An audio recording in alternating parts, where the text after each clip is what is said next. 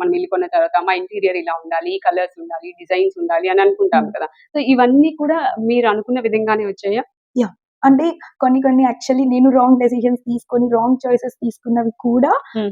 Like 7 interiors are 7 doors వాళ్ళు suggest చేసి correct చేయటం వల్ల కూడా మేబీ ఇంత లగ్జూరియస్ ఎఫెక్ట్ వచ్చింది. యాంబియన్స్ కూడా చాలా హ్మ్. కూల్‌గా, ప్లెజెంట్‌గా అనిపించింది. ఓకే. కొన్ని నేను అనుకున్నవి నాకు ఇదే కావాలి అనుకున్నవి కూడా హ్మ్. ఎగ్జాంపుల్ ఇదే. ఇది.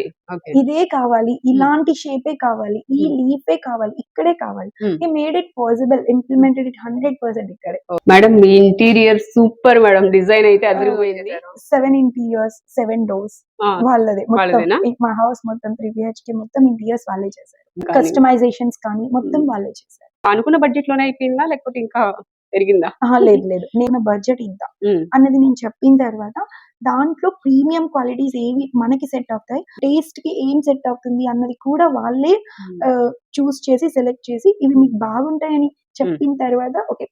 పెట్టించుకున్నాం ఇవన్నీ కూడా. ఓకే. మేడం అడిగిన బడ్జెట్ అయితే ఎక్కువ బడ్జెట్ అవుతుందండి మీరడిగింది. సో, దానికన్నా ఇదైతే బెటర్‌గా ఉంటుంది. ఇది తక్కువ బడ్జెట్‌లో అవుతుందని కూడా చెప్పారంటున్నారు. సో, ఇలా ఎవరైనా ఉన్నారు ఇంటీరియర్స్ డిజైన్ చేసేవాళ్ళు అంటే అది 7 డోర్స్ లేదా 7 ఇంటీరియర్స్ అనే చెప్పాలి.